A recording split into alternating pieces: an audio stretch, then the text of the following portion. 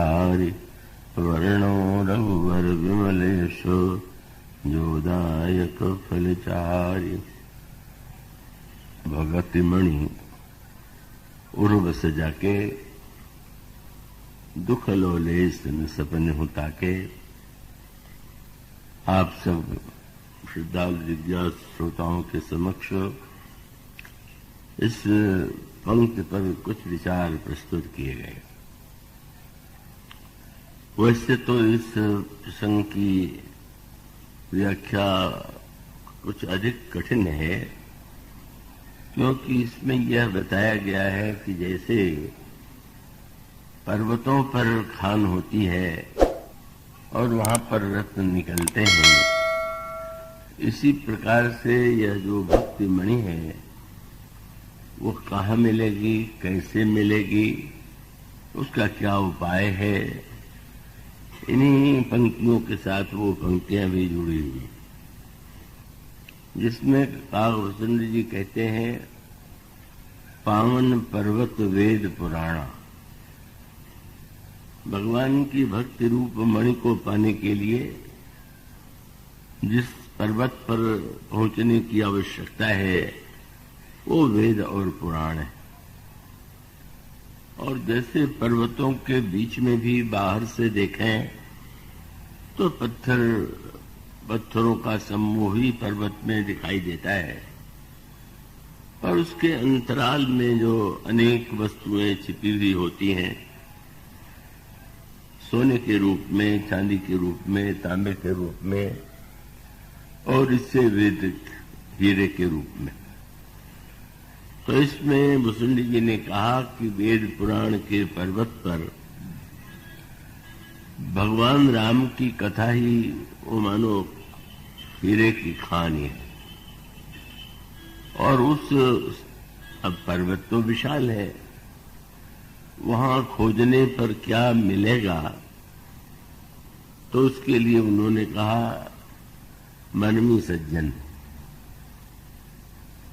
कोई ऐसा व्यक्ति हमें यदि जीवन में मिल जाए कि जिसे ये ज्ञात हो कि हीरा कहाँ मिलेगा या रत्न कहाँ मिलेगा, और उसके बाद जानने के बाद भी उसको खोद करके निकालना होगा, और वो कुदाल जिसके द्वारा खोजा जाएगा वह क्या है, बोले सुमति कुदारी।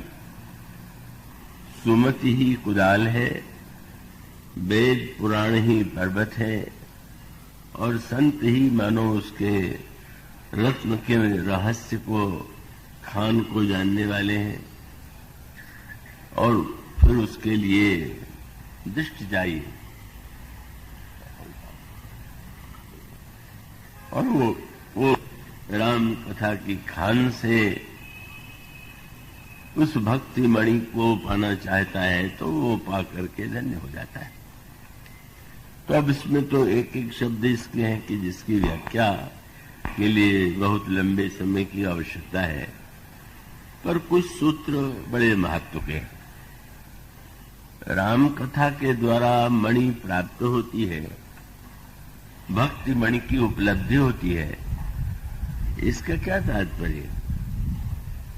और उसको अगर हम संक्षेप में कहें तो यूं कह सकते हैं कि राम कथा को यदि हम सही अर्थों में कहें, सही अर्थों में सुने, तो हमारे जीवन में भक्ति का सच्चा क्या रूप है वो आ जाता है। ये मणि तो एक काव्य की कल्पना है, और उसका तात्पर्य है कि भक्ति की मणि के लिए राम कथा का श्रवण जो है वो परम आवश्यक है। और उस श्रवण के पीछे तात्पर्य क्या है, जिसकी चर्चा कल आपके सामने की गई थी। इसमें कागभूषण जी ने कहा कि जिसके हृदय में श्री राम की भक्ति की मणि आ गई, उसके जीवन में दुख की तो बात ही क्या, दुख के लव का लेश भी नहीं रह जाता। तो बड़ी आकर्षक पंक्ति है। भक्ति के द्वारा व्यक्ति के जीवन में दुख का अभाव हो जाएगा। पर व्यवहार में, वर्तमान में, इतिहास में यह तो नहीं दिखाई देता है कि जो भक्त हैं उनके जीवन में दुख न हो। और तब आप जब राम कथा सुने तो उसमें पहले यह आवश्यक है कि दुख और सुख की परिभाषा हम समझ लें। दुख का तात्पर्य क्या है और सुख का तात्पर्य क्या है। आप ये देखेंगे कि राम कथा के समापन के बाद वसुंधरा जी से गरुड़ जी ने 7 प्रश्न किए थे और उन 7 प्रश्नों में एक प्रश्न यह भी था कि बड़ दुख कवन कवन दुख भारी, बड़ सुख कवन या बड़ दुख कवन कवन सुख भारी, सो संक्षेप ही कहो विचारी। सबसे बड़ा दुख क्या है और सबसे बड़ा सुख क्या है, आप कृपा करके इसकी व्याख्या बताने का प्रयत्न करें। तो साधारण व्यक्ति के जीवन में, असाधारण क्यों, बहुत अधिकांश व्यक्तियों के जीवन में सुख की परिभाषा यही है कि जो हम चाहते हैं यदि वो हमें मिल जाए तो हम सुखी हो जाते हैं, और जो वस्तु हम नहीं चाहते या उसके जो हमारी जो प्रिय वस्तु है उसकी प्राप्ति में जो बाधा दे हम दुखी हो जाते हैं। जो हम चाहते हैं जब नहीं मिलता तो दुखी होते हैं, जो हम चाहते हैं वो मिलने पर हम सुखी हो जाते हैं। तो अगर ये सुख दुख की यही परिभाषा जीवन में व्यक्ति के है तो निश्चित रूप से वो सुख और दुख के चक्र से कभी मुक्त नहीं हो सकता, क्योंकि सृष्टि की जो रचना हुई है, संसार जो बना है, वो तो दुख और सुख से मिलकर के ही बना है। ये सृष्टि का स्वरूप ही है कि उसमें दुख सुख पाप पुण्य दिन राति का इस प्रकार से जितनी एक परस्पर विरोधी शब्द हैं उससे मिलकर संसार बना। ऐसा कैसे हो सकता है कि किसी के जीवन में कभी दुख की घटनाएं न हो। हम जो चाहते हैं हम सभी तो नहीं पा लेते हैं, और अगर हम जिस वस्तु को पाकर सुखी होते हैं का उसमें भी जिसे हमने पाया है उसके खोने का डर तो बना रहता है, और छिन जाए तो वो स्वाभाविक रूप से व्यक्ति दुखी हो जाता है। तो दुख और सुख के संदर्भ में कथा का उद्देश्य क्या है? श्री राम कथा के द्वारा मानो व्यक्ति को एक विचार, एक सोचने की नई पद्धति का ज्ञान होता है, और उस आधार पर जब हम दुख सुख की परिभाषा पर विचार करेंगे तो उसके सही अर्थ को हम समझ सकेंगे।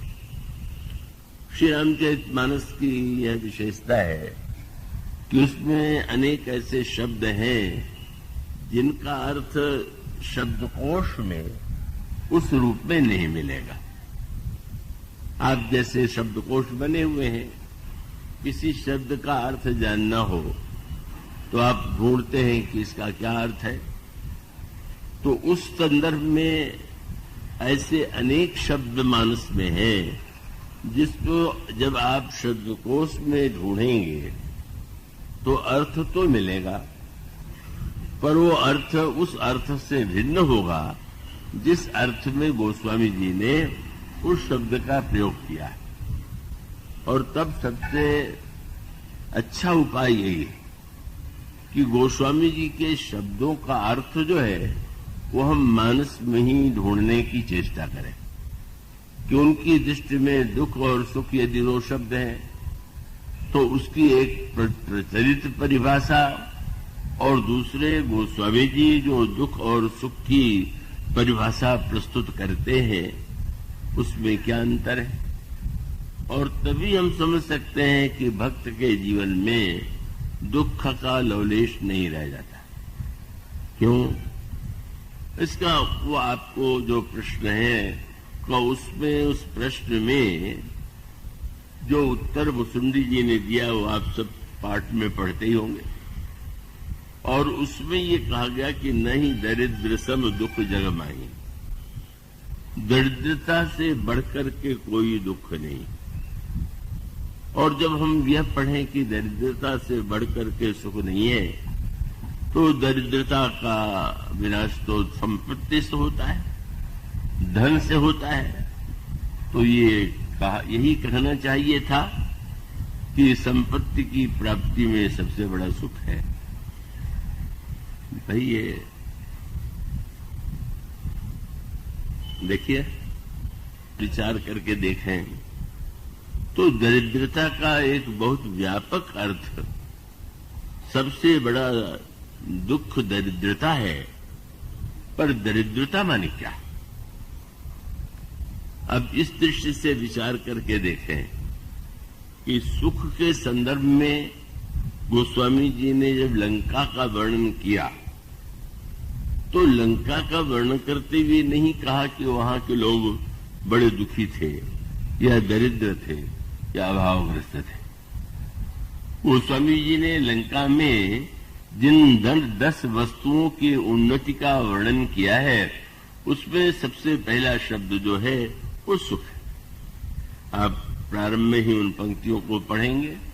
सुख, संपत्ति, परिवार, बड़ाई, ये लंका में निरंतर जो है जय प्रताप बल बुद्धि बड़ाई सब दिन प्रतिदिन बढ़ते जाई।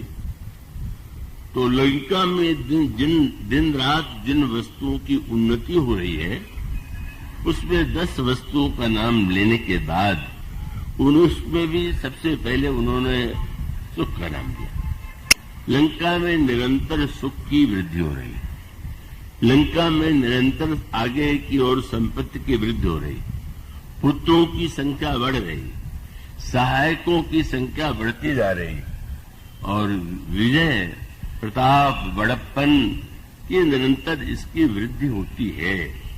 तो इसका अर्थ तो यही हुआ कि लंका ही सर्वश्रेष्ठ आदर्श राष्ट्र है जहां पर उन 10 वस्तुओं का वर्णन किया गया जिसको पाकर के हम सभी ये मानते हैं ये तो बहुत ही श्रेष्ठ व्यक्ति है। पर गहराई से अगर विचार करके देखें तो गोस्वामी जी जो परिभाषा सुख और दुख की देते हैं वो बड़ी समझने योग्य है और वो कोई काव्य नहीं है, वो तो जीवन का सत्य है। तो गोस्वामी जी ने एक बड़ा सुंदर दृष्टांत दिया। किसी बालक के शरीर में यदि फोड़ा हो जाए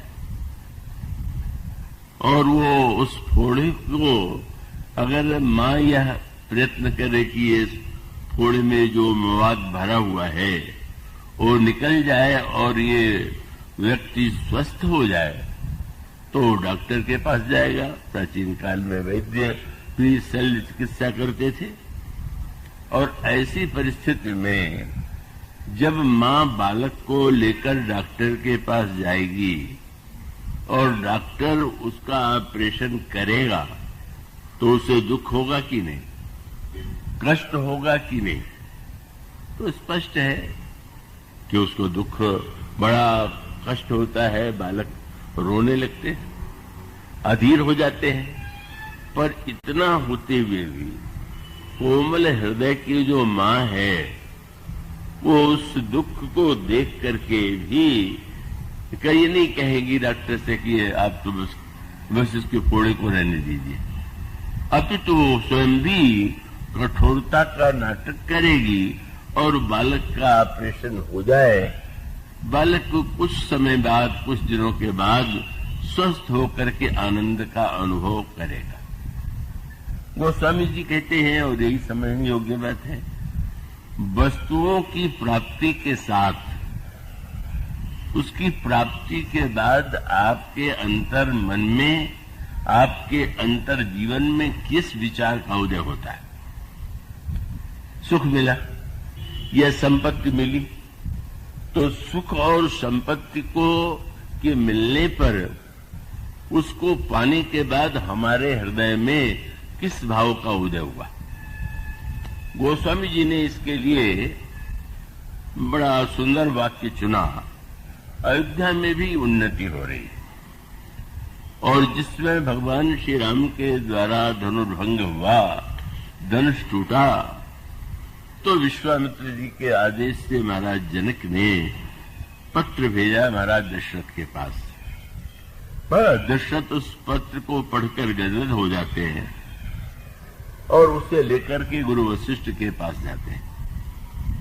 तब वो गोस्वामी जी ने एक संकेत किया और सभी के लिए बड़े महत्व का है कि महाराज दशरथ सभी अवसरों पर, चाहे वो दुख का अवसर हो चाहे सुख का अवसर हो, गुरु वशिष्ठ के सामने उसका निवेदन अवश्य करते हैं।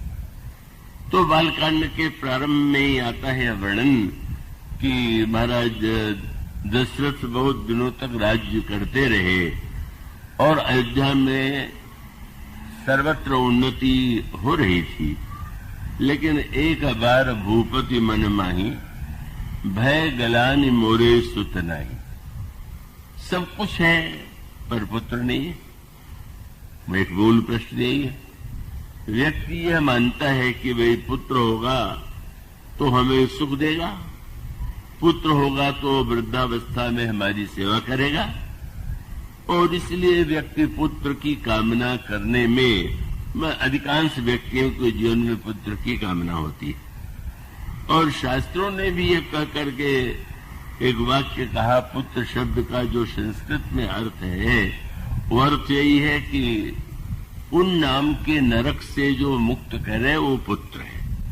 इसका अभिप्राय है कि जब पुत्र के द्वारा व्यक्ति का श्राद्ध किया जाता है, उसका तर्पण किया जाता है, तो अनेक नरकों में से एक नरक जिसका नाम पुण्य है वहां न है, उसको नहीं जाना पड़ता।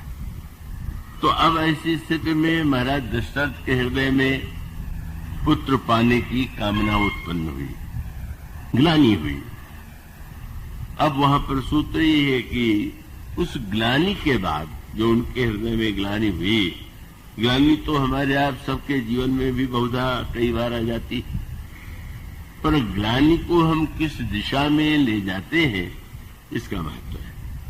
और तब वे कहा गए गुरु वशिष्ठ के चरणों में, और वहां जाकर के गोस्वामी जी ने कहा, निज दुख सुख सब गुरु ही सुनाओ। अपने सुख और दुख दोनों का वर्णन को उन्होंने गुरुदेव को सुनाया। बड़ी स्वाभाविक सी बात है, दुख का ही नहीं सुख का भी। कितना राज्य है, कितनी संपत्ति है, कितने प्रकार से हमारा राज्य समृद्धि और संपत्ति और बहिरंग उन्नति से भरा हुआ है, और उसके साथ साथ ये दुख भी सुना देते हैं कि महाराज इतना सब होते हुए भी भविष्य में उसको ऐसा उत्तराधिकारी जो इस राज्य का संचालन कर सके वो नहीं है। इससे बढ़कर के दुख की बात क्या होगी। दुख सुख की बात जो उन्होंने सुनाया तो संसार में प्रत्येक व्यक्ति के मन में ऐसा दुख सुख होता है। पुत्र नहीं है तो व्यक्ति को ये दुख होगा कि सब कुछ है तो पुत्र तो नहीं है। लेकिन वहां पर अंतर जो महाराज दशरथ के चरित्र में है, दशमुख और दशरथ के चरित्र में क्या अंतर है। महाराज दशरथ के जीवन में जब कोई घटना घटित होती है और रावण के जीवन में जब कोई घटना घटित होती है, तो दोनों में अंतर क्या दिखाई दे। जैसे रावण के मन में एक क्षण के लिए ये संशय उत्पन्न हुआ कि जिन्होंने अकेले 14,000 खरदूषण हमारे बंधुओं को त्रिशरा का वध कर दिया, क्या वो मनुष्य हो सकते हैं। और ये लगा कि खरदूषण मौसम मलवंता, तेने ही को मारे ही बिनु भगवंता।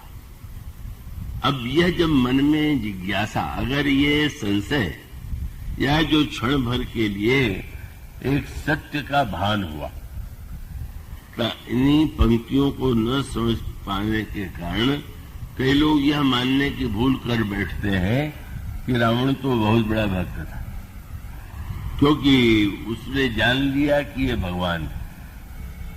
ये गहराई से आप जब नहीं पढ़ते हैं तब आपको ऐसा लगता है। उसका मूल सूत्र यह है, उसको दृष्टांत के रूप में यूं कहें कि यहां बिजली है, उसके प्रकाश में प्रवचन हो रहा है और आप सुन रहे हैं, और वर्षा में आप देखते हैं कि आकाश में बिजली कौंधती है, बिजली चमकती है। दोनों को हम बिजली शब्द बिजली कह करके संज्ञा देते हैं, पर दोनों में अंतर क्या है?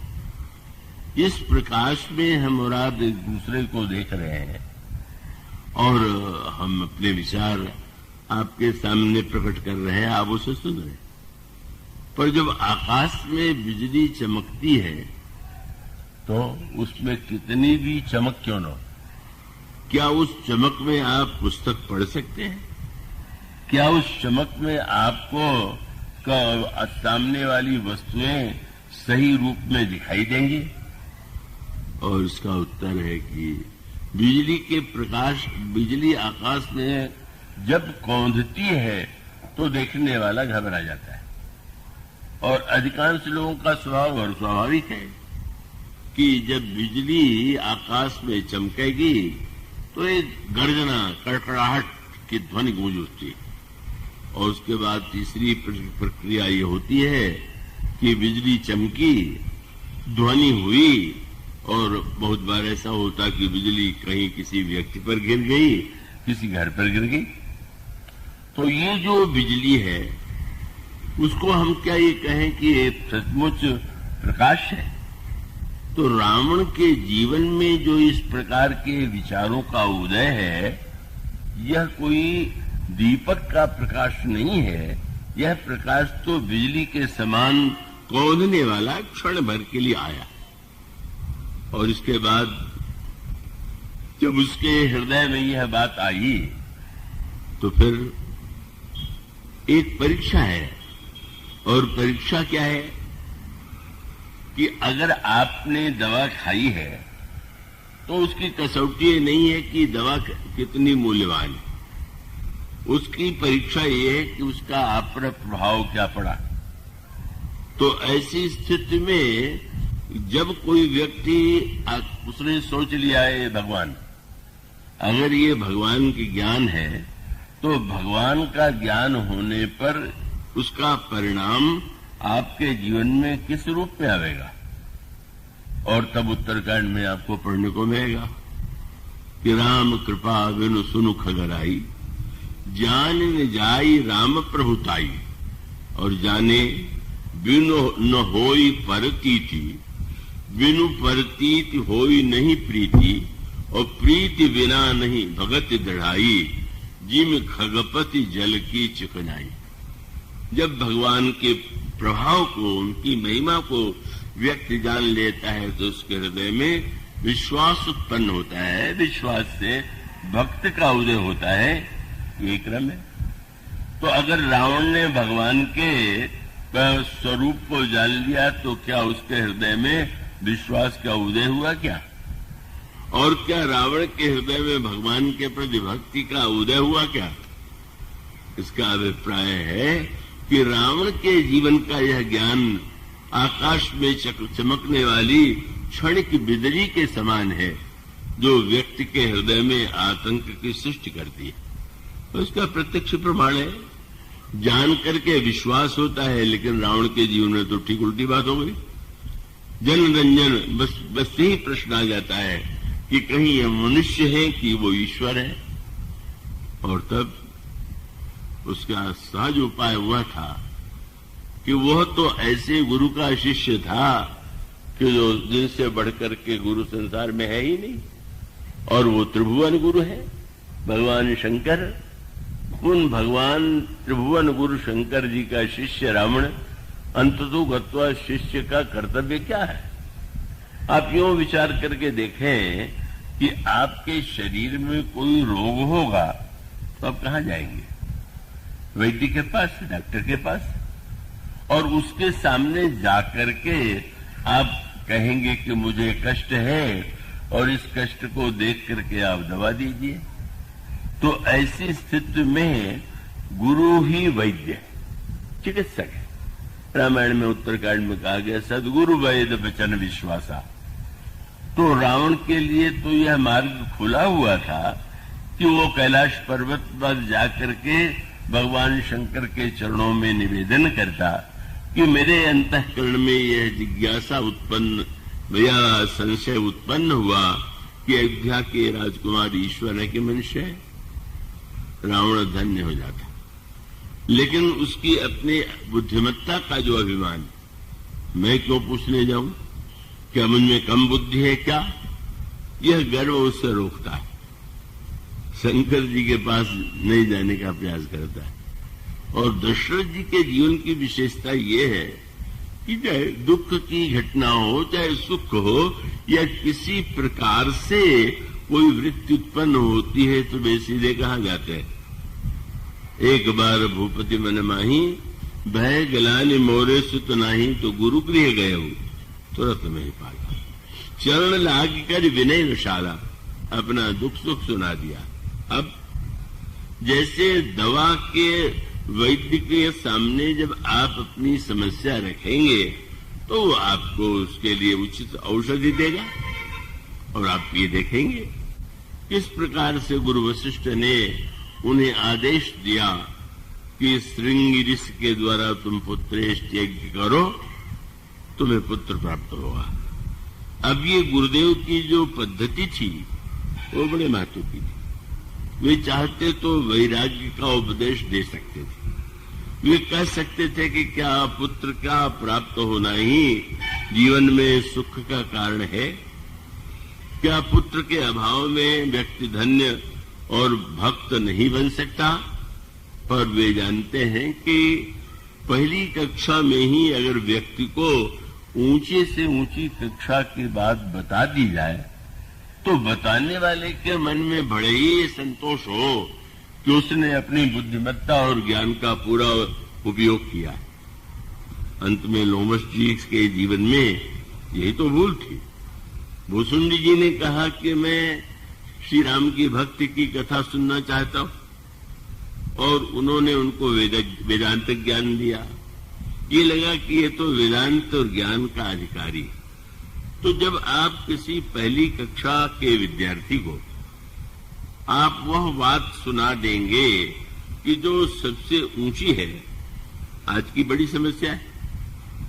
पहले प्राचीन काल में व्यक्ति जो है वो शिक्षा क्रम में कुछ शास्त्रों का अध्ययन करने के बाद भी दीक्षा लेने का अर्थ क्या हुआ कि अंत में हम यह निर्णय करें कि इन शास्त्रों में, ग्रंथों में जो कुछ लिखा हुआ है उसमें हमारे लिए क्या उपयोगी है और मुझे क्या करना चाहिए। इसी को गीता में और मानस में निधर्म और स्वधर्म की संज्ञा दी गई। प्रथम ही विप्र चरणाति प्रीति निज निज धर्म निरत श्रुति रीति। तो गुरु वशिष्ठ के जीवन की जो धन्यता है, रावण के जीवन की यह जो विडंबना है, अभिमान है, उसके संशय को इतना आगे बढ़ाता है कि उसको यह लगने लगा कि राम ईश्वर क्या, ये तो एक श्रेष्ठ मनुष्य भी नहीं। जो व्यक्ति सोने के मृग के पीछे भाग रहा हो वो कैसा ईश्वर हो सकता है। वो तो विवेक शून्य है, सोने का मृग होता नहीं और पाने के लिए भाग रहा है।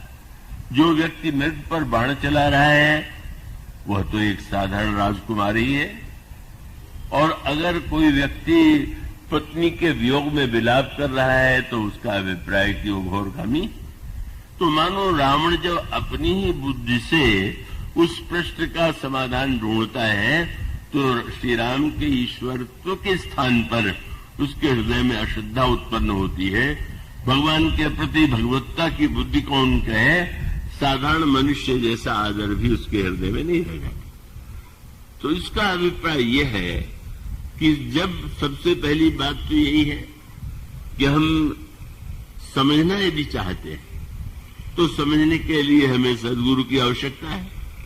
और सदगुरु की भूमिका यह है कि जैसे कोई गुरु, कोई अध्यापक प्रथम कक्षा के विद्यार्थी को पढ़ा रहा हो, द्वितीय कक्षा और अंतिम कक्षा, तो जानता है कि जिस कक्षा में विद्यार्थी है उसको वही बात बताना चाहिए।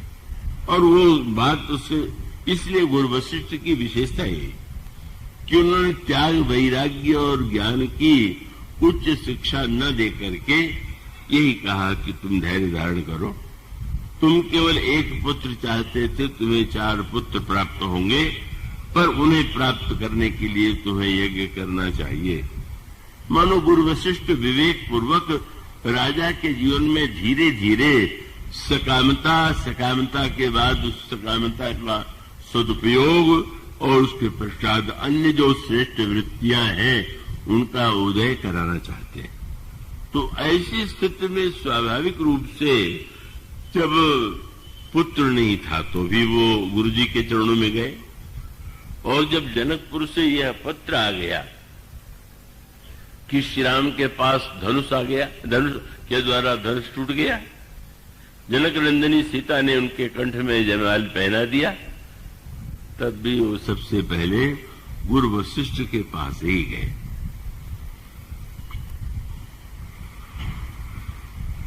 उस समय गुरु वशिष्ठ ने पत्र पढ़ा, आनंदित हुए। पुत्र जन्म का आनंद, पुत्र के विवाह का आनंद किसके जीवन में नहीं होता, लेकिन उस समय गुरु वशिष्ठ ने उस आनंद की एक जो व्याख्या की, उसमें और लंका में जो व्याख्या की गई उसमें अंतर है। लंका में भी उन्नति हो रही, और गुरु वशिष्ठ ने कहा कि राजन, तुम्हारे जीवन में ऐसी जो श्रेष्ठ घटना हुई वो तो बड़ी स्वाभाविक है। और तब उन्होंने यह कहा करके कि वो श्री राम के पराक्रम की प्रशंसा करे, उनका तुम गुरु विप्र धेनु सुर सेवी, तस पुनीत कौशल्या देवी, सुकृति तुम समान जग माही, भय नहीं हयो न होने उनाही। और तब जिमि सरिता सागर मह जाही, यद्यपि ताहि कामना नहीं, तिमि सुख संपत्ति विनहि बुलाए, धर्मशील पह जाहि सुहाए।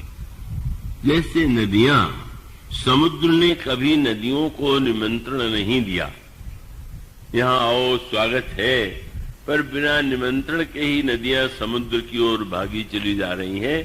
इसी प्रकार से तुम जैसा व्यक्ति जिसने गुरु और श्रेष्ठ जनों की सेवा किया है, वो तो उसके पास सुख और संपत्ति जो है वो बिना प्रयास के ही उसका आगमन हो जाता है। अब यहीं पर लंका में और वहां का अंतर बता दिया गया।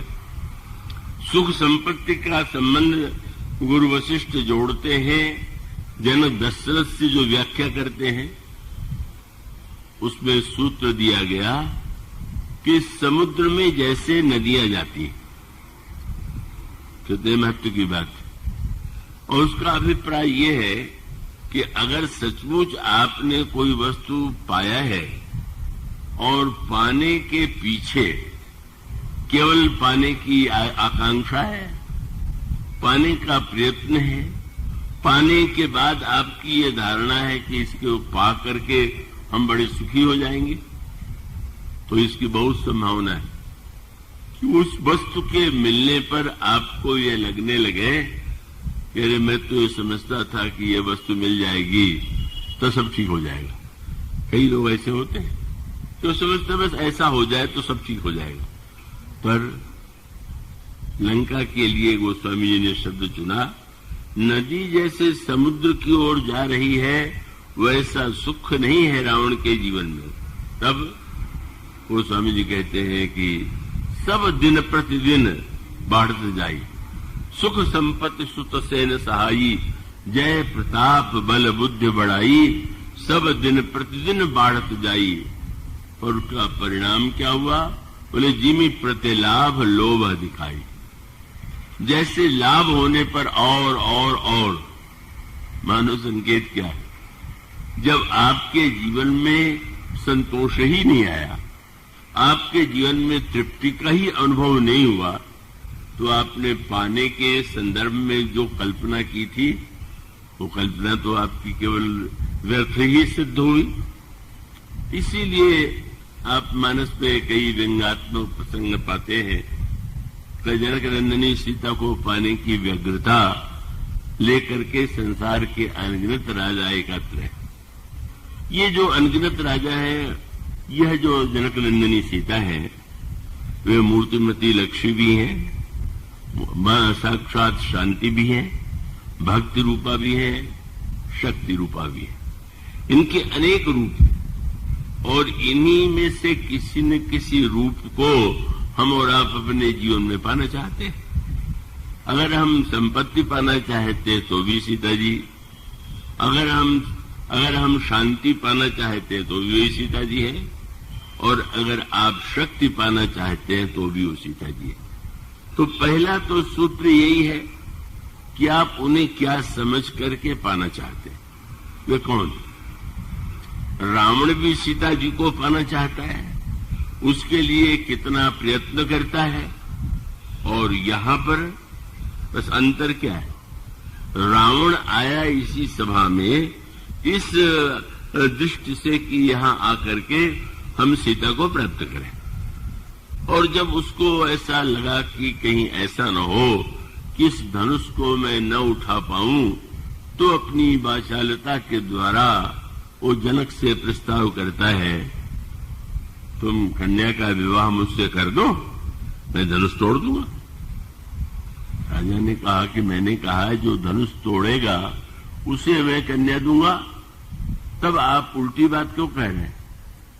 रावण ने कहा उल्टा कार्य तो तुम्हारा है। ज्योतिष शास्त्र तुमने पढ़ा होता तो तुम्हें मालूम होता कि कन्या राशि जो है ज्योतिष शास्त्र में छठी राशि है, और धनुष जो है वो 9वीं राशि। तो ज्योतिष शास्त्र भी कहता है कि कन्या के बाद धनु। तुम ही ऐसे ना समझो कि कहते हो पहले धनु वो बाद में कन्या। बाकछल चतुराई कैसे बात बना करके, चाहे कल बल छल करी जाई समीपा, कभी बोलने की कला से, कभी चतुराई से, कभी छल से, कभी कपट से हम अपनी इच्छा पूरी करना चाहते हैं। अब वो नारद रावण जो है वो चुपचाप ऐसा समझता है कि उचित अवसर नहीं है, चला जाता है। ये रावण के द्वारा जो सीता जी का हरण हुआ, उसमें प्रत्यक्ष कारण तो ऐसा लगता है कि शूर्पणखा का अपमान हुआ, उसका दंड देने के लिए ही उसने हरण किया, पर उसके जीवन का सत्य यही है, उसके अंतर मन में यह वासना, यह कामना न्याय कब से पनप रही थी, और उसने उस वासना और कामना को दबा रखा था। और ऐसी स्थिति में जब शूर्पणखा के द्वारा पुनः सीता जी के सौंदर्य का वर्णन उसने सुना, तो पाने की तीव्र तब लालसा उत्पन्न हुई, और तब कला से नहीं पा सका, बल से प्राप्त करने की क्षमता में उसमें संदेह था, और उसने छल का आश्रय लिया। कल बल छल कर जाई समीपा, अंचल बात बुझावे दीपा का मानो रावण तीनों प्रकार से ही सीता जी को पाने के लिए प्रयत्नशील है। और उस पर भी वो स्वामी जी ने संकेत यही किया कि जिस रावण की 400 कोस सोने की लंका हो, और जिस रावण के यहाँ संसार की सारी सुंदरियां हो, इतनी उन्नति हो, वो रावण सीता जी के लिए कैसे गया? छल का आश्रय लेकर के, मारीच को लेकर के, और छल का आश्रय लेने के बाद जिस समय भगवान श्री राम मृग के पीछे जाते हैं और एकांत देखता है, तो रावण आकर के छल पूर्वक सीता जी का हरण करता है। पर उस समय जो महान योद्धा रावण था, उस योद्धा रावण की दशा का गोस्वामी जी ने वर्णन किया। क्या ये जो ऐसे गांव के कुत्ते होते हैं जो पाले हुए नहीं हैं, और जो किसी घर में रोटी पाने के लिए घुसना चाहते हैं तो बड़े चौकन्ने होकर के चारों ओर देखते हैं कि कोई देखने वाला तो नहीं। गोस्वामी जी ने रावण की तुलना सिंह से नहीं की, कुत्ते से। संसार में तो रावण प्रसिद्ध था, पुरुष, सिंह है, बड़ा बलवान है, पर इस समय गोस्वामी जी कहते हैं कि जाके डर सुर असुर डराही, निसी न नींद दिन अन्न न खाही, सोई दस शीस स्वान की नाई, इत उत चितई चला बढ़ियाई, एक पंथ पग देत खगेसा, रही न तेज बुद्धि बल लेसा। मानो व्यंग्य था कि रावण को हम धनी माने कि दरिद्र माने। अगर कोई चोरी उन्हें व्यापक करे तो अर्थ देते हुए उन्होंने कहा अभाव था कि दरिद्रता एक धन की है, इतनी अभाव बड़ी की, सृष्टि समस्त वो भी संपत्ति का स्वामी होकर अगर किसी के पास भोजन चोरी करने के लिए अन्न न हो, वो इस सीमा पहनने के लिए वस्त्र न हो, रहने के लिए घर न हो, तो बेचारा दरिद्र है, ये तो कहा ही जा सकता है। पर इन सब के होते हुए भी अगर रावण सब कुछ पा करके भी जब सीता जी को पाने के लिए चौर वृत्ति का आश्रय ले, सिंह कहा जाने वाला जब कुत्ते के समान व्यवहार करे, तो उसे क्या माने, दरिद्र माने कि धनी माने। और तब गोस्वामी जी ने दरिद्रता का अर्थ बताते हुए लिखा, दरिद्रता वस्तुतः अभाव है, और ये अभाव केवल बाहर शरीर का ही नहीं। और तब आपको मानस में एक पंक्ति मिलेगी, मोह दरिद्र निकट नहीं आवा। इसी ज्ञान दीपक के और भक्ति मणि के प्रसंग में यह बताया गया कि जब भक्ति मणि प्राप्त हो जाती है तो ऐसी स्थिति में उस व्यक्ति के जीवन में मोह रूप दरिद्रता का नाश हो जाता है। और ये दरिद्रता का अर्थ ये हुआ जहां पर भी अभाव की अनुभूति है। और संसार के जितने लोभी हैं, वो चाहे जितनी ऊंची स्थिति में हो, उनका जो व्यवहार होता है, इसीलिए तो हनुमान जी से जब रावण ने पूछा, तुमने मेरे बाप का फल बिना पूछे क्यों खा लिया? क्या तुम शास्त्र का तुमने पठन पाठन नहीं किया कि बिना पूछे वस्तु को खा लेना चोरी है? तो हनुमान जी ने व्यंग भरी दृष्टि से रावण को देखा, क्यों खाया फल बिना पूछे? हनुमान जी ने कहा, खाऊं फल प्रभु लागी भूखा। महाराज मुझे भूख लगी थी, मैंने खा लिया। तो फल तो खा लिया, फिर तुमने बाग क्यों उजाड़ दिया? पहले कभी स्वभाव थे तोरे रूखा, बंदर का स्वभाव होता है, तो इसलिए मैंने उखाड़ दिया। फिर तुमने राक्षसों को क्यों मारा? बोले जे में मारा ते में मारा, जिसने मुझे मारा उसे मैंने मारा। उत्तर तो विचित्र सा है। न्यायालय में अगर कोई न्यायाधीश पूछे तुमने ये क्यों किया, वो कह दे हमें तो आवश्यकता थी। और पूछ दे कि लेने के बाद तुमने घर में तोड़फोड़ क्यों कर दिया, वो कह दे मेरी आदत है। और तुमने पकड़े जाने पर मारने का, बोले वाह, वो तो जब कोई मुझे पकड़ेगा तो मैं तो मारूंगा ही।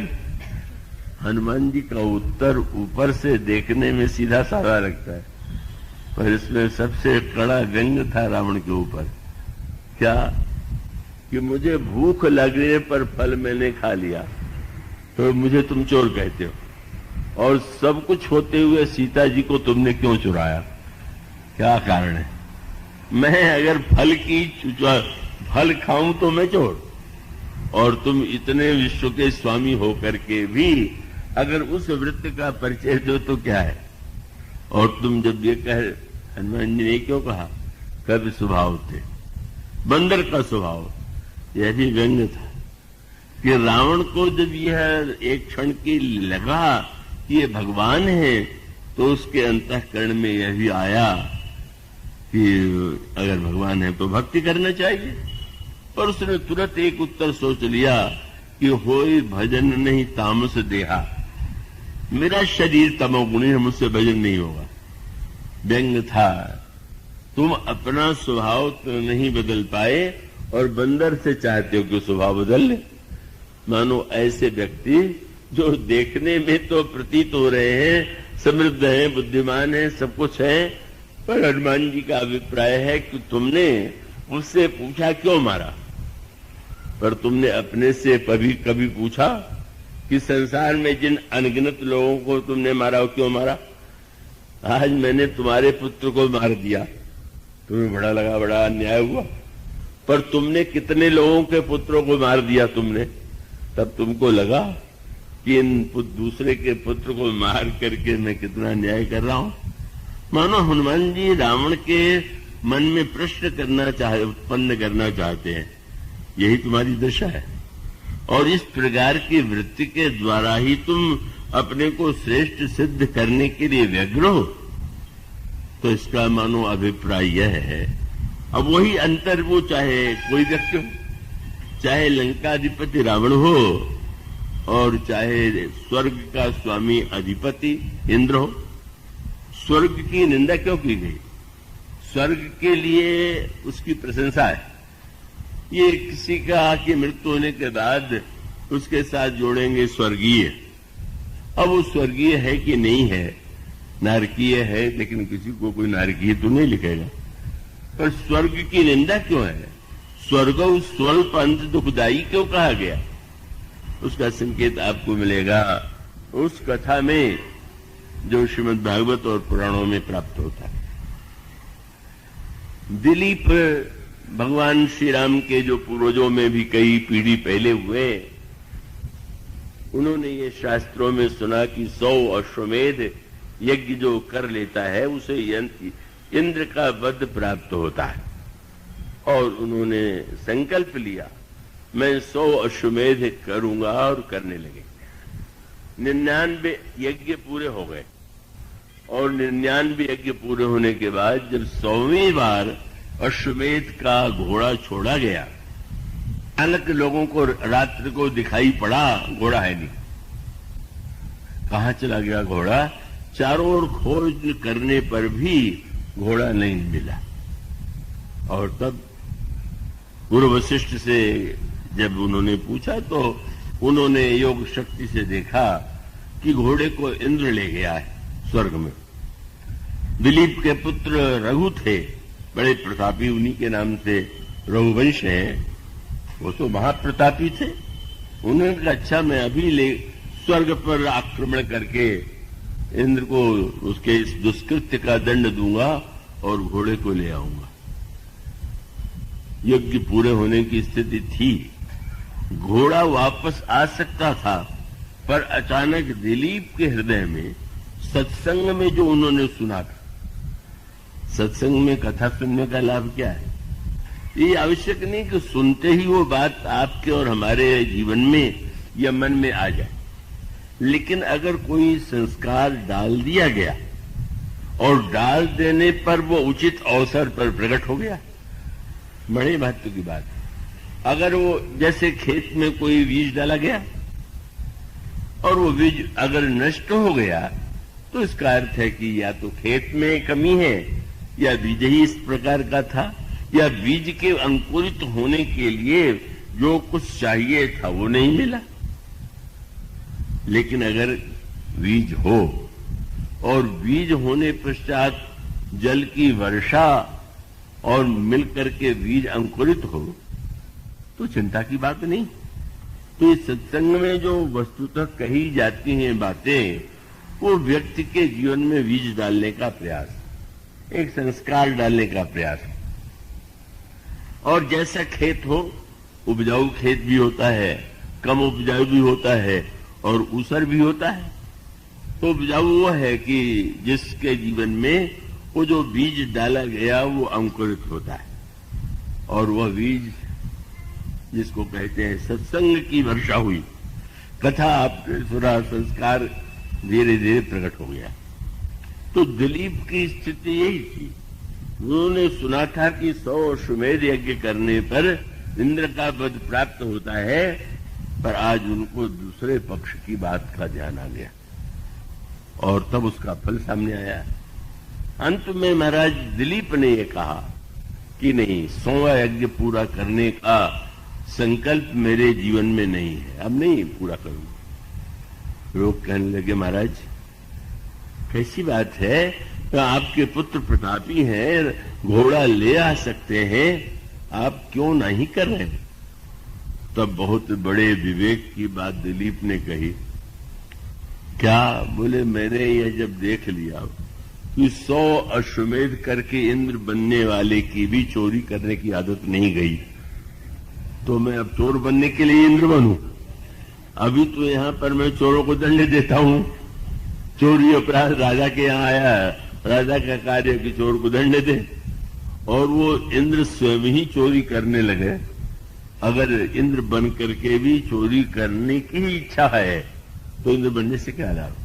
यही विवेक है। इसका अभिप्राय कि हमारे जीवन का अभाव जो है, हमारे जीवन की दरिद्रता जो है, वो सब कुछ पाने के बाद भी हमें यदि संतोष नहीं है और किसी भी प्रकार से छल से, बल से, कल से, किसी तरह से हम दूसरे की वस्तु को छीनने या हड़पने का प्रयास कर रहे हैं, तो मानो उसका अभिप्राय यही है कि उस व्यक्ति के जीवन में जो सुख की धारणा है वो सही नहीं।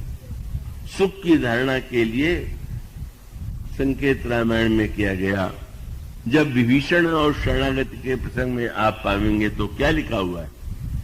बिनु संतोष न काम न साही, और काम अछत सुख सपने उनाए। जब तक संतोष नहीं आ जाता, जब तक कामना है तब तक संतोष नहीं, और जब तक संतोष नहीं है तब तक मनुष्य यदि चाहे कि हम सुखी हो जाएं तो संभव नहीं।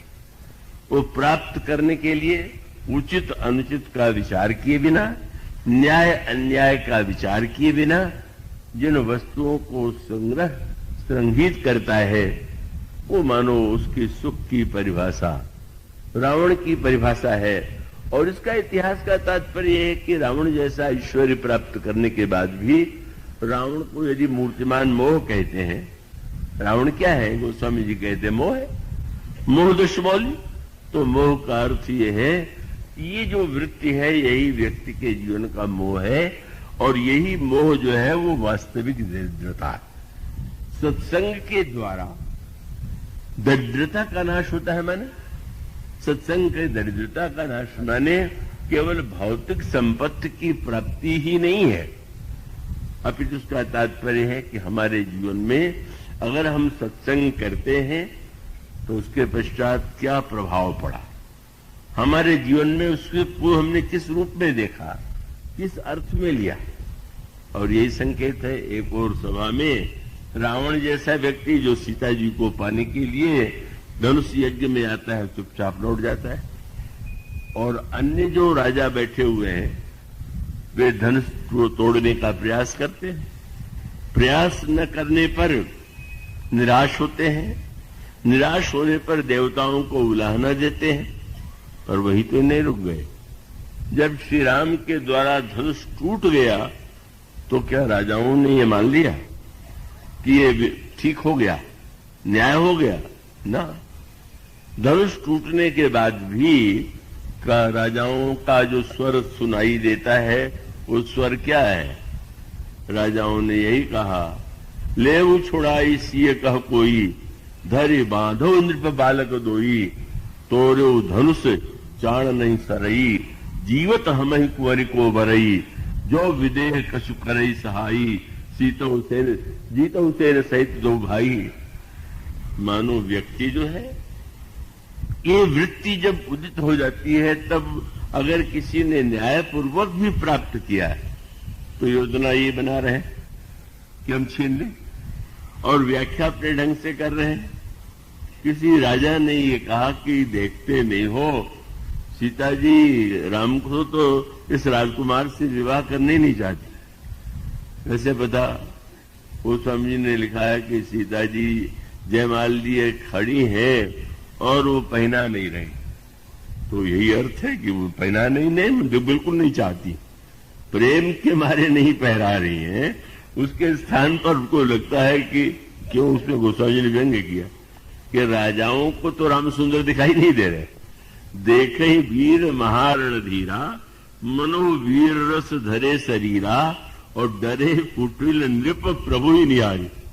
उनको श्री राम का रूप बड़ा भयावना लग रहा था।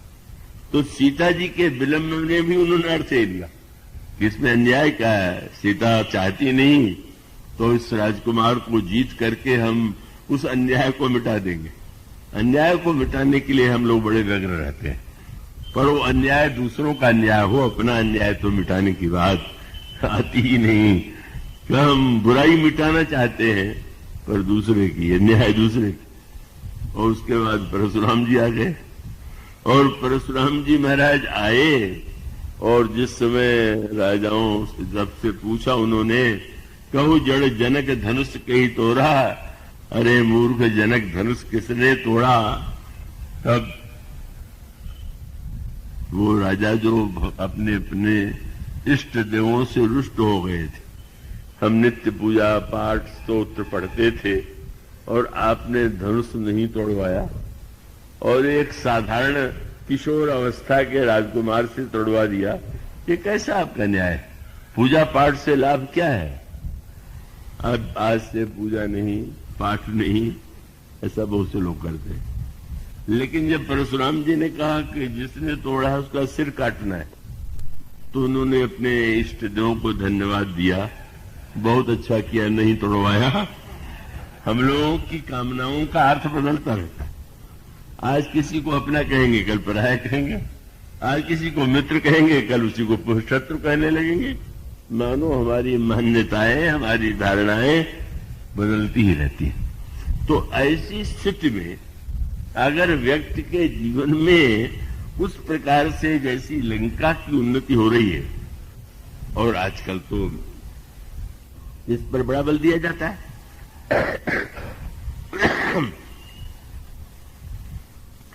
कि असंतोष के बिना व्यक्ति उन्नति नहीं करता, ठीक है।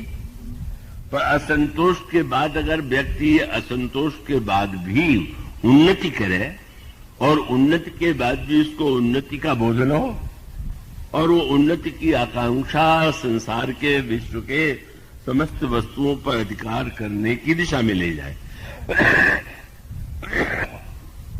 इसलिए रामचरितमानस में यह दिखाने की चेष्टा की गई कि दरिद्रता का अर्थ केवल धनहीनता नहीं। अगर देखें तो राम राज्य का वर्णन करते हुए गोस्वामी जी ने कहा, राम राज्य में कोई दुखी नहीं, तो उसमें 3 शब्द एक साथ लिखे गए, नहीं दरिद्र कोई दुखी न दीना। दुखी शब्द बीच में है और दरिद्र और दीन आसपास में, और इसका अभिप्राय है कि मानसिक दीनता और बुद्धि की भी दरिद्रता। रामायण में इसको भी दरिद्रता बताया गया। ज्ञान रंक नर परम अभागी, जो बेचारे ज्ञान की दृष्टि से दरिद्र हैं वो भी दरिद्र है, जो मन की दृष्टि से दरिद्र है वो भी दरिद्र है, और जो अभाव से ग्रस्त है वो भी दरिद्र है। इसलिए सुख की परिभाषा क्या है? यानी सुख की परिभाषा इससे विदित होगी। दवा की श्रेष्ठता की परिभाषा दवा के लक्षण से नहीं, परिणाम से हो। वो स्वामी जी ने जो व्यंग भरा मीरा जी को संदेश दिया था, मीरा जी ने पूछा मैं क्या करूं? एक और कर्तव्य कर्म का पालन है। शास्त्र कहते हैं परिवार के लोगों की सेवा करना चाहिए, और मैं वह करने का प्रयास कर रही हूं। मेरे हृदय में श्याम सुंदर के प्रति प्रारंभ से ही बाल्यावस्था से प्रीति है, और ये हमारे स्वजन परिजन जो है हमें दुख दे रहे हैं। मैं क्या करूं? धर्म छोड़ूं कि प्रेम छोड़ूं? और तब गोस्वामी जी ने कहा नहीं, धर्म छोड़ने की बात ही नहीं। अब वो नई बात उन्होंने कही कि धर्म छोड़ने से प्रेम मिला, ऐसा नहीं है। तब बोले जिसके द्वारा प्रेम न मिले वो धर्म ही धर्म नहीं। कहीं न कहीं धर्म को समझने में भूल हो गई। इसलिए भगवान श्रीमद् महाभारत में कहा गया, सत्यमेव जयते, बड़ा प्रसिद्ध वाक्य है हमारे देश में, वो तो आदर्श वाक्यों में से है। तो ये महाभारत में भी ये कहा गया क्या, यतो धर्म ततो जय, जहां धर्म है वहीं पर विजय है। तो जहां धर्म है वहीं पर विजय है। तो ऐसी स्थिति में क्या सर्वदा धर्मात्मा ही जीतते हैं? क्या बुरे लोग नहीं जीत जाते? संसार में बार बार दिखाई देता है कि लोग देखते हैं बुरे व्यक्ति जीत गए, अच्छा व्यक्ति पराजित हो गया। तो ये महाभारत का कहना कि जहां धर्म है वहीं विजय होती है, क्या सही है क्या? इसलिए भगवान वेद व्यास ने फिर धर्म की व्याख्या भी कर दिया। क्या बोली, क्रिया के द्वारा ही धर्म का निर्णय नहीं होता कि कोई व्यक्ति स्नान करता है 3 बार और बड़े छुआछूत पर विश्वास करता है और बड़ा ही कुछ ऐसा दिखावा करता है, वो धर्म है। कसौटी क्या है? उसमें भगवान वेद व्यास ने कहा, यह तो कृष्णस्ततो धर्म, यह तो धर्मस्ततो जय। जहां कृष्ण है वहीं धर्म है, और जहां धर्म है वहां पर विजय। और उसका सूत्रात्मक तात्पर्य है कि अगर धर्म के द्वारा आप ईश्वर के निकट पहुंच रहे हैं तो धर्म है, और ईश्वर से दूर हो रहे हैं तो धर्म दिखाई दे रहा है, पर वो धर्म वास्तविक धर्म है ही नहीं। इसलिए कसौटी ये है, दवा खाने के बाद गोस्वामी जी ने कहा, किसी ने कहा महाराज आपने कहा वैद्य दवा देंगे गुरुजी, तो हम कैसे समझें कि दवा लाभ कर रही कि नहीं? तो गोस्वामी जी ने यही कहा कि जब व्यक्ति के शरीर में रोग होता है तो भूख बंद हो जाती है, और भूख बंद हो जाने के बाद जब रोग अच्छा होगा तो भूख लगने लगेगी। और जब तक रोगी है तब तक आप बिना किसी सहारे के नहीं उठ सकते, और जब रोग दूर हो गया तो बिना सहारे के भी आप उठ जाएंगे। और जब रोगी हैं तब स्नान करने में डर लगता है, और जब आप ऐसा अनुभव करें कि नहीं नहाने का बड़ा मन हो रहा है, तो कई लक्षण अपने जीवन में देख लीजिए। भूख बढ़ रही है कि नहीं, स्नान करने का मन हो रहा है कि नहीं, और बिना सहारे के आप चल सकते हैं कि नहीं। तो तीनों बता दिया गया। क्या? सुमति क्षुधा बाढ़ई नित नई। सुंदर मति की भूख अगर बढ़ने लगे तो समझ लीजिए कि रोग मिट गया। अब अगर बुद्धि का उपयोग ही नहीं करना है, बुद्धि की भूख ही नहीं, कुछ जानना नहीं, कुछ नहीं, तो रोगी भी रोगी है, चाहे जितनी बढ़िया दवा उसको खाई हो। तो सुमति क्षुधा बाढ़ई नित नई, और विषय आस दुर्बलता गई। किसी का सहारा लेके खड़े होते हैं। तो जो मन का रोगी होता है वो किसी न किसी विषय का सहारा लेकर खड़ा होता है। ये जब मिले तो हम सुखी हो, तो उस सहारे की जरूरत न हो कि ये मिलेगा तो ही हमको सुख मिलेगा। और फिर स्नान कौन सा? बोले विमल ज्ञान जल जब सो नहाई। जब ज्ञान के निर्मल जल में स्नान करेगा तब तबरह राम भगति उर छाई, तब उसके हृदय में भक्ति का उदय माना जाएगा, और ये मानेगा कि सचमुच इसने धर्म का पालन किया, सचमुच से सही दिशा में अपने जीवन को चलाया। इसलिए मीरा जी ने पूछा, सेवा करना चाहिए, बिल्कुल ठीक, कर्तव्य पालन करना चाहिए, बिल्कुल ठीक है, लेकिन मूल सूत्र गोस्वामी जी ने एक दिया। एक सज्जन रात्रि को सोते समय आंख में अंजन लगाना नहीं भूलते थे। पूछ दिया किसी ने, कितने वर्ष से लगा रहे हैं? बोले बहुत 20 वर्ष से लगा रहा हूं। इतने नियम से क्यों? बोले पिताजी ने आज्ञा दिया कि आंख में अंजन जरूर लगाना चाहिए। तो अंजन लगाने आप 20 वर्ष से लगा रहे हैं, आपको क्या अंतर लगा? बोले अंतर तो यह है कि पहले से कम दिखाई देने लगा। तो कहा कि अब वो आज्ञा कि अंजन लगाए जा रहे हैं और आंख की ज्योति कम होती जा रही है। गोस्वामी जी ने जो मीरा जी को पद लिखा उसमें यही कहा कि अंजन कहाँ नैन जो फूटे, बहुत कहूं कहाँ नहीं। और इसका अभिप्राय है कि अगर हम निरंतर जीवन में इस तरह की श्रेष्ठ वृत्तियों का उदय हो, सत्संग का फल यही कि हमारे जीवन में सुमति का उदय हो, ज्ञान का उदय हो, विषय की दुर्लभता की आशा कम हो जाए, तो समझ लेना चाहिए कि इस व्यक्ति ने संसार का सबसे बड़ा सुख पा लिया। और जब ये कहा गया कि नहीं दर्द सम दुख दुख दुख जग माही, संत मिलन सम सुख कछु नाही, और आप इसको मिला के देखिए, इस सत्य को लंकिनी ने जाना। लंकिनी जो लंका में रहती है, लंकिनी जो राक्षस रावण की सेविका के रूप में सेवा करती है, पर उसमें भी ब्रह्मा जी ने एक बीज डाल दिया था संस्कार में। जब लंकिनी ने पूछा मेरा भविष्य, तो उन्होंने कहा पहले तो तुम्हारे ऊपर यक्षों का राज्य होगा, देवताओं का राज्य होगा, अंत में राक्षसों का राज्य होगा। महाराज यही मेरी दशा होने वाली है। तो राक्षसों का जब हमारे ऊपर राज्य हो जाएगा तो ऐसी मेरी दुर्दशा।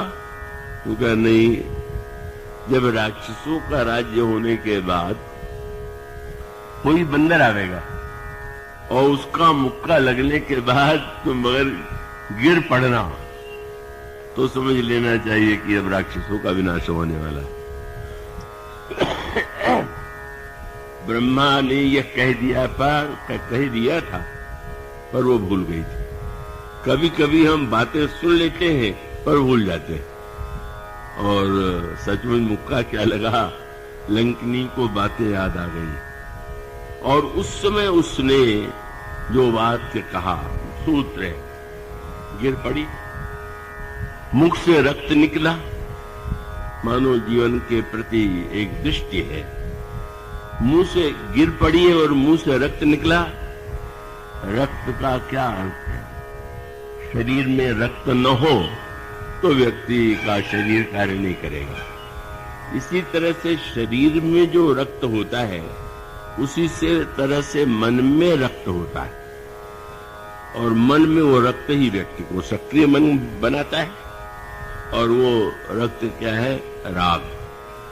जब आपका किसी से राग हो जाता है, अपनत्व होता है, ममता होती है, तो स्वभावतः आपके मन में करने की तीव्र इच्छा उत्पन्न होती। पर वो राग की वृत्ति, जहां राग होगा वहां द्वेष अवश्य होगा। जब आप एक से राग करेंगे तो द्वेषर से द्वेष के बिना नहीं रहेंगे। और ऐसी स्थिति में महात्माओं के लिए बड़ा प्रसिद्ध शब्द है कि बड़े विरक्त महात्मा।